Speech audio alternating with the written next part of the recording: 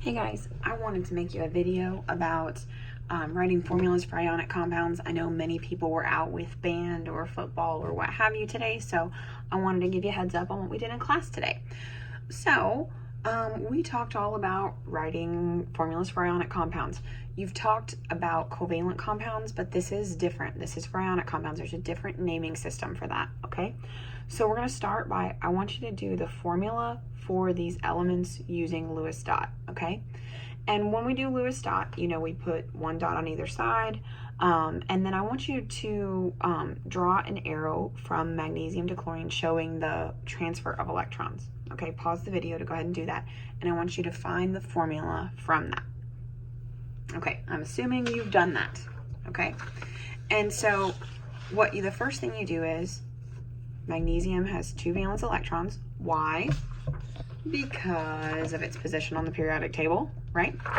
So magnesium has 2 electrons. It transfers its electrons to chlorine. Why? Because magnesium is a metal, so it tends to lose electrons, and if it loses 2, then it has a full valence shell underneath that, okay? Chlorine wants 8 to have an octet, so magnesium happily just gives those electrons to chlorine. Magnesium, because it has lost 2 negative things, becomes +2. Chlorine, because it has gained a negative thing, becomes -1. But there are 2 of them because each magnesium has to transfer 2 total electrons, and chlorine only has space to take 1. You know this, we did this on the last test. And you can get the formula from that, right? So MgCl2. On a formula, there are no charges. We show the number of atoms as a subscript, okay? I want you to do the same thing for the other example, calcium sulfide, CaS.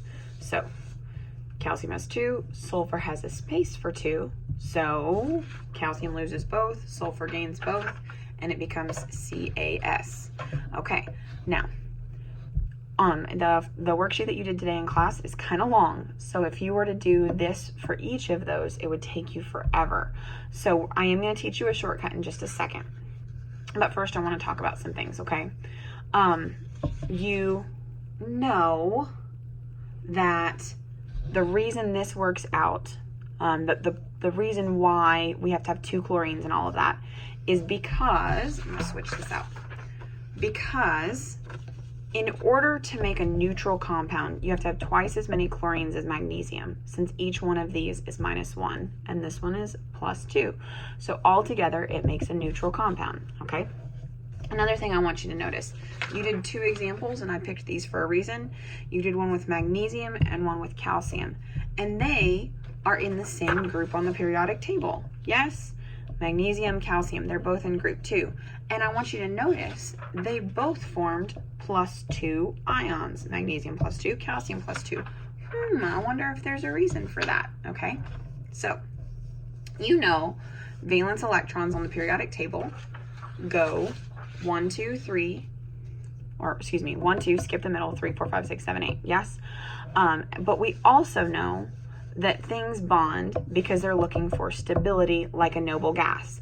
Almost every element on the periodic table wants 8 valence electrons. Hydrogen is an exception. It's stable with 2 because then it's like helium, right? So that's the purpose for why things bond, to gain stability, to get that octet, okay? So since these form predictable numbers of valence electrons on the periodic table, and we know everybody gains or loses to have 8, we can predict charge based on group.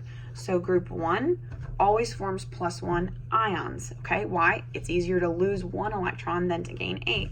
Group 2, +2. Skip the middle. What do we think 3 is going to be? Right, +3. 4, we just don't draw a charge for because it's just as difficult to gain or lose 4, so they kind of don't form ions typically. This next group is -3, -2, -1, and then the last one, group 18, has 0 charge. Why would they have 0 charge? Because they're noble gases. They have full energy levels. They don't want to give or take any electrons at all. Okay, so now that we know that, we can do what's called the crisscross rule. So we can absolutely go on finding formulas, drawing it out like this, but it takes a lot of work, and to get problems done, it would just take us a really long time. So there is this rule called the crisscross rule. Since we know that ions have specific charges based on where they are on the periodic table, we can determine the charge that an element would have, and then instead of doing lowest dot, we can do something called the crisscross method. So calcium and chlorine, calcium forms a +2 ion, chlorine forms a -1 ion. And then all we got to do is crisscross those charges. So we're going to take this number and we're going to crisscross it down to calcium. Take this number, crisscross it down to chlorine, and it becomes Ca1Cl2. Now, we don't generally write the 1. We would write it as CaCl2, okay, without the 1, because just as in math, how 1x, we don't write that, we just write x. Because the 1 is understood, same thing is true here. So we typically would not write a 1 for calcium. Now, that being said, we definitely would never put a -1, because these numbers are showing numbers of atoms. So what that means is, what these subscripts tell us is that we have a calcium, which we happen to know is +2, and we have a chlorine, which is -1, and we have 2 of them. That subscript 2 is telling us we have 2 chlorines. This subscript of a 1, which is understood, is telling us we have 1 calcium. I can't ever have a negative subscript, because let's say this was a -1. How can I have -1 of an atom? Not possible, right? So make sure that when you're switching your subscripts and carrying them down, that you just take the number and not the charge, okay? So let's practice this a little bit. Let's see here, what are my examples? Magnesium sulfide. So if you look on your periodic table, the one that we did with just the charges, right here, magnesium is in group 2, and sulfur is right here, so it has a -2 charge.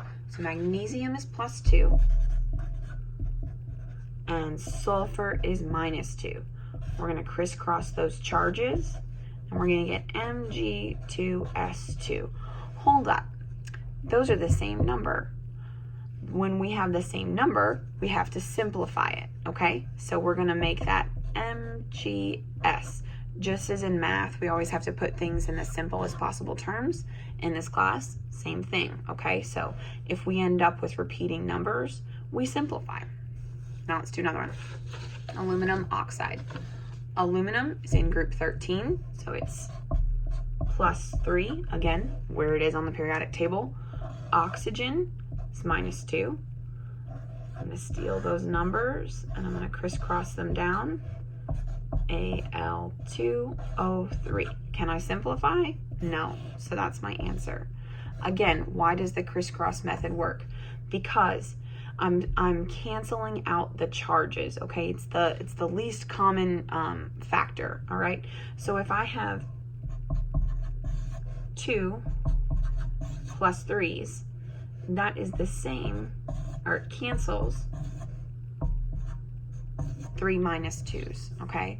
So that's why the aluminum has a subscript 2 and the oxygen has a subscript of 3, because all together these add up to 0, just as they should, okay?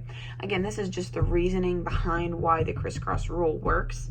What's important to me is that you be able to use the crisscross rule, okay? So charges crisscross down to become subscripts. We don't carry the sign in front, okay? Don't carry the sign down with you. I think that you're gonna love this. It's really straightforward. You do have a worksheet today, Friday. What is today? The 15th. You had a worksheet. So if you were absent, you need to come pick that up and just apply this concept to it, okay? Have a great weekend, you guys.